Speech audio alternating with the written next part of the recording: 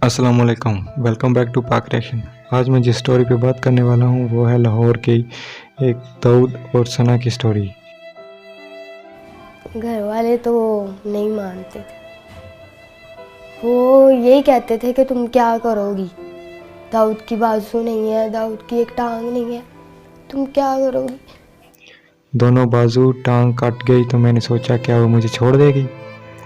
दोस्त के लिए वो मामूल का एक दिन था। उनके घर पर दावत थी और वो घर के बाकी अफराद के साथ इंतज़ामात में मसरूफ़ थे। साथ ही मोबाइल फ़ोन पर उनकी बातचीत सना से भी चल रही थी। इन दिनों ऐसा कम ही होता था कि वो दोनों ज़्यादा देर तक एक दूसरे से बात न करें। सना फ़ोन पर उन्हें कह रही थी कि आकर चेहरा ही दिखा जाओ, और ऐन उसी वक्त दाऊद के वालिद ने घर के अंदर से उन्हें आवाज़ दी। सना को ठीक है जी आता हूँ कहकर उन्होंने फ़ोन बंद किया और वालिद के कहने पर लोहे का एक लंबा सा डंडा उठाकर सीढ़ियों से घर की छत की तरफ चल पड़े। लेकिन उसी रोज़ उनकी ज़िंदगी हमेशा के लिए बदल गई। दाऊद के हाथ में मौजूद डंडा ऊपर से गुजरती बिजली की तारों से टकराया और एक ज़ोरदार धमाके ने उन्हें उठाकर ज़मीन पर पटक दिया। झटका इस कदर शदीद था कि दाऊद का जिस्म चंद लम्हों के लिए आग के शोलों में तब्दील हुआ और वह अपने होशो हवास खो बैठे। आसपास मौजूद लोगों ने उन्हें उठाया और सर से नीचे का उनका तमाम जिस्म रेत में दबा दिया। दाऊद को ज़रा सी देर के लिए होश आया तो वो सिर्फ इतना कह पाए कि मुझे यहाँ से निकालो, मेरे दिल को कुछ हो रहा है। इस दौरान सना इन्हें मुसलसल फ़ोन कर रही थी मगर वो रब्ता न कर सके। जब दाऊद को दोबारा होश आया तो वो लाहौर के जिन्ना अस्पताल के एक वार्ड में बिस्तर पर थे और उनके जिस्म पर सफ़ेद पट्टियाँ लिपटी थी।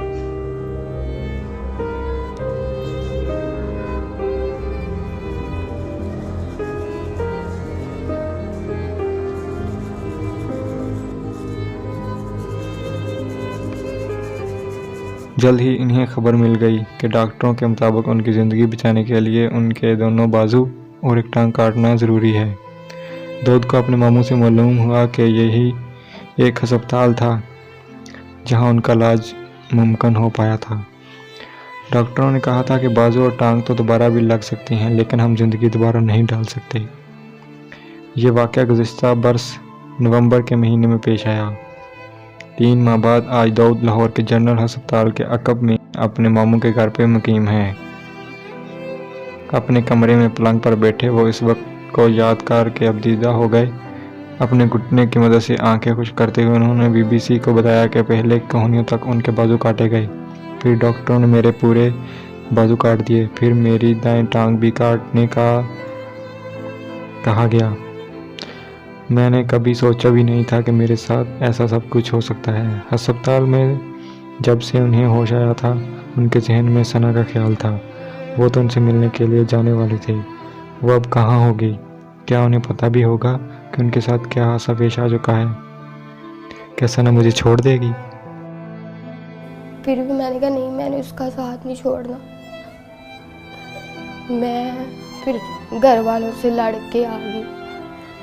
मैंने कहा नहीं, मैंने दाऊद का साथ देना। मुझे कहते थे तू एक बंदे के लिए सब कुछ छोड़ रही है।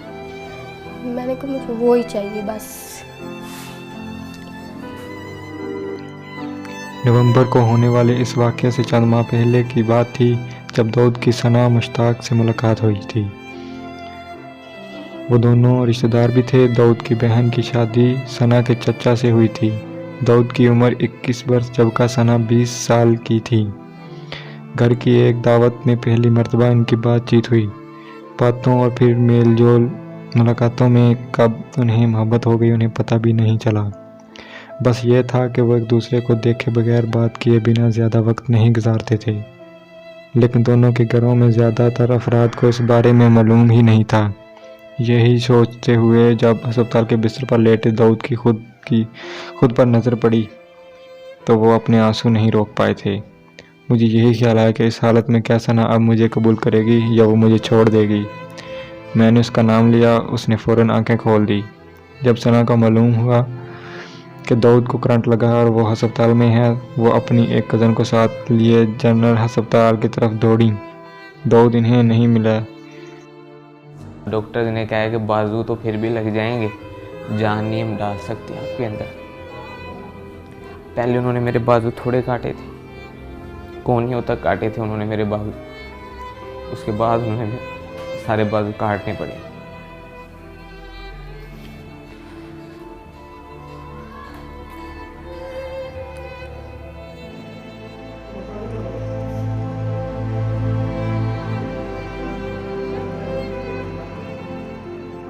मैं अपनी तरफ देखता था।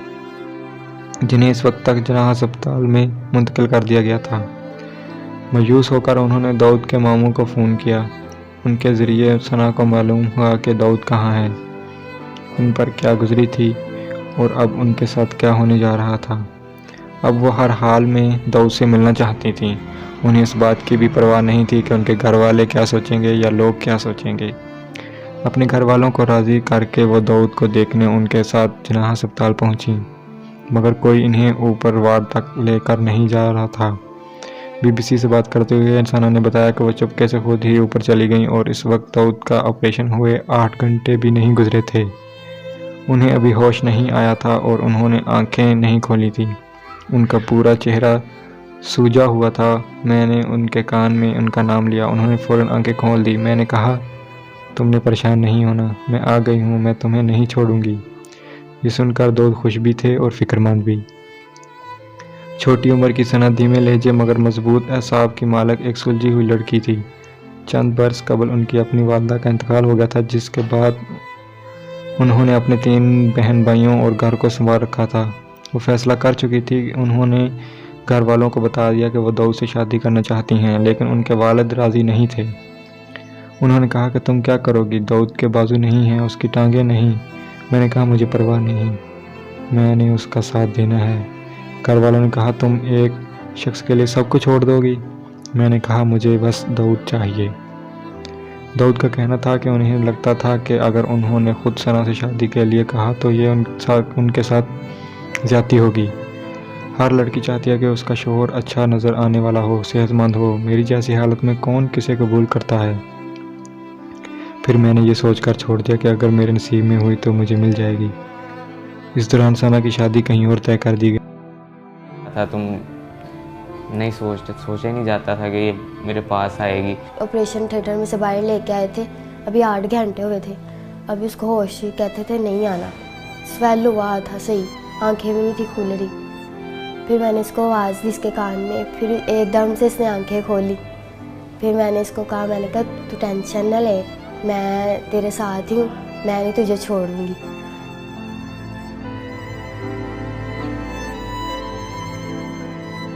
मैं ये सोचता था कि अगर मैं इसे कहूँगा कि आप मेरे साथ ही रहो, ये वो खुद फोर्स करूँगा तो ये तो इसकी लाइफ ख़राब करने वाला मकसद होगा।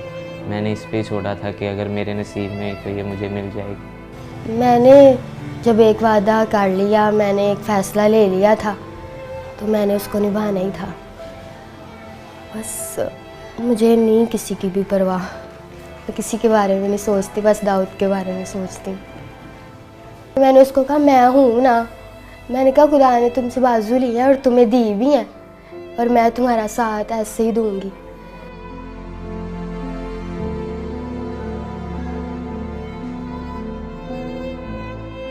खुश तो थोड़ा सा हुआ था, लेकिन जब उसने बताया कि घर वाले ऐसे पापा नहीं मान रहे तो ये वो, तो मैंने उसे कहा कि आपके घर वाले ठीक कह रहे हैं, कोई भी माँ बाप है वो बच्चे के लिए बुरा नहीं चाहता।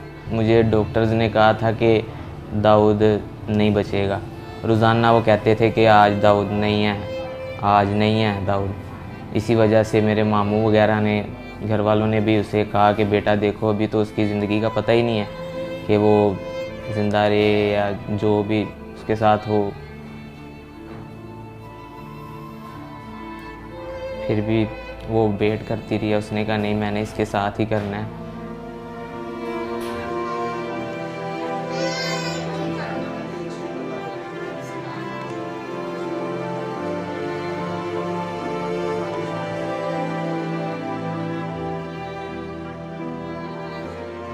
तो 1 साल हो गया हमारे रिलेशन को।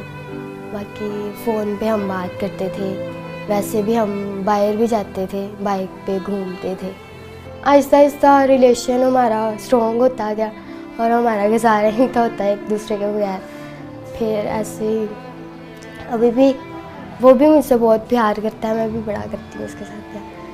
तब तो हमने देखे जीने मरने की कस्में भी खाई थी, लेकिन तब मैं सही था।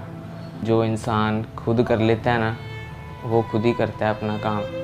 जब कोई वॉशरूम वगैरह करवाता है, कोई भी कोई काम करवाता है ना, तब बस थोड़ा सा होता है कि खुदा ने क्या कर दिया मेरे साथ। लेकिन वो मेरी जो मिसेज है, मेरी बीवी है सना, वो मुझे आके हौसला देती है कि नहीं, ऐसा नहीं सोचती।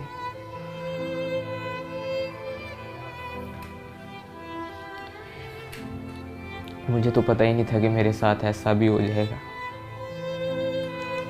मैं सोचती हूँ मेरे साथ बातें करता था, मैं ऐसे किया करूँगा।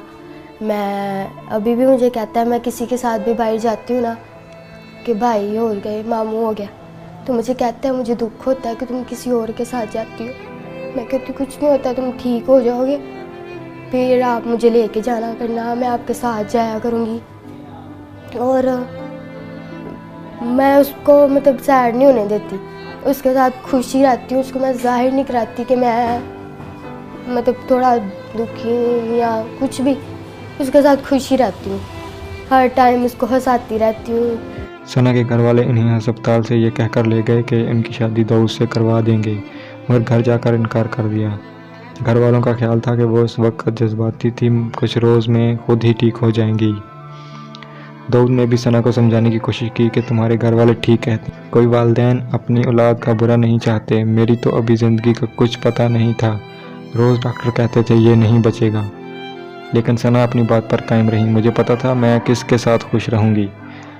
उनके घर वालों ने मसले का हल इस तरह निकालना चाहा कि सना की कहीं और बात पक्की करके जल्द ही मंगनी करवा दी और शादी की तारीख मुकर्रर कर दी। शादी से 2 हफ्ते कबल सना घर छोड़कर निकल गईं, लेकिन वह दाऊद के पास भी नहीं जा सकती थी। दाऊद और उनके घर वाले भी सना को समझा रहे थे कि वो उजलत में कोई फैसला न करे। इस असना में सना अपनी एक खाला के घर चली गई। खुदा ने अगर तुम्हारे बाजू लिए तो दे भी तो रहा है। दाऊद अब भी फैसला नहीं कर पा रहा था। उन्होंने खुद के साथ पेश आने वाले हादसे से कबल सना के साथ मिलकर अपनी ज़िंदगी के बारे में कई मंसूबे बनाए थे। दाऊद अपने वालिद के बीमार होने के बाद अकेले ही कारोबार संभालते थे। घर पर उन्होंने एक चक्की लगा रखी थी जहां वो खुद काम करते थे। इन दोनों ने सोच रखा था कि शादी के बाद उनका अपना एक घर होगा, दोनों मिलकर मेहनत से अपनी ज़िंदगी सांचेंगे। लेकिन दाऊद को लगता था कि ये उस वक्त की बात थी जब वो ठीक थे। इस वक्त तो हमने साथ जीने मरने की कस्में खाई थी, लेकिन ये इस वक्त की बात है जब मैं बिल्कुल तंदुरुस्त था। अब तो मेरे बाजू लग भी जाएं तो मैं कोई भारी काम नहीं कर पाऊंगा। लेकिन सना को फिर भी यकीन था कि मिलकर वो सब कुछ कर सकते थे। मैंने उन्हें कहा कि परेशान ना हो, खुदा ने अगर आपके बाजू ले लिए हैं तो दे भी तो रहा है, मैं तुम्हारे बाजू बनूंगी।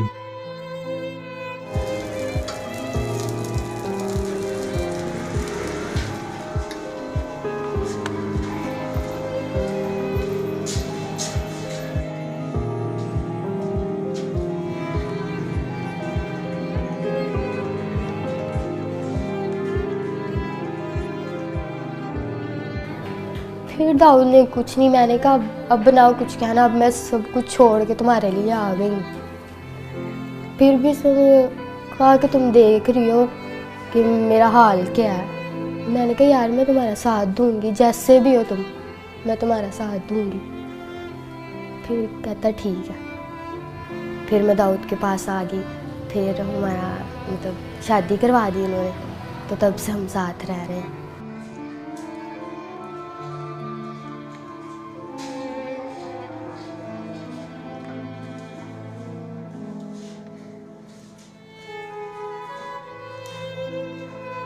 पापा की कॉल आई थी, फिर मैंने बताया था, मैं खुश हुई थी।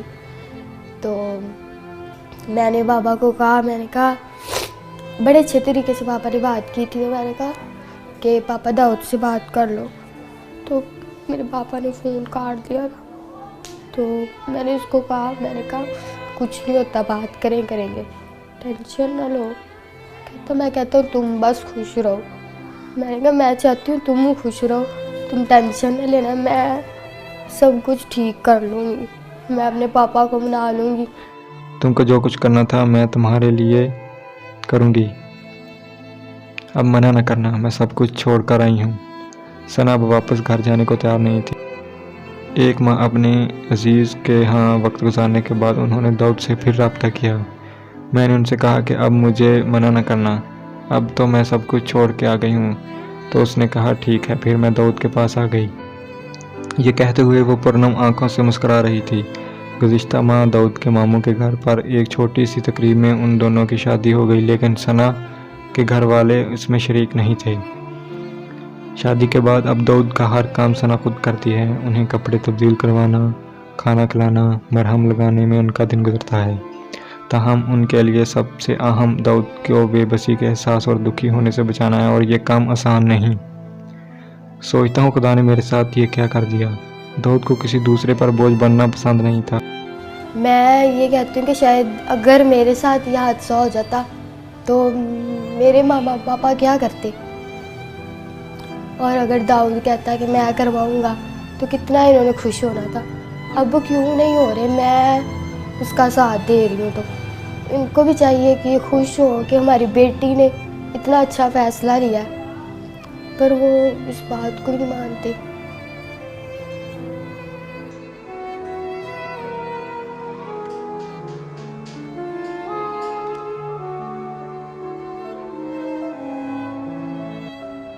मुझे कोई मुखैर हजरात वज़ीर आला से अपील है कि मुझे कोई मसनूई तौर पर बाजू वगैरह लगवा दिए जाएं, कोई कारोबार या करवा दिया जाए। इसने तो जो कर दिखाया है ना, इसके लिए बहुत बड़ा दिल चाहिए, हौसला चाहिए। कोई कोई ऐसे करता है, मेरे लिए अपने सब घर वाले सब कुछ छोड़ के आई है, तो मैं तो यही चाहूँगा कि इसके साथ इसके घर वाले दोबारा मिलें। मैं दाऊद को ठीक देखना चाहती हूँ, बस बाजू लग जाए उसको, उसकी टांग लग जाए, वो मेरे पास बस चलता फिरता रहे, और मुझे कुछ नहीं चाहिए।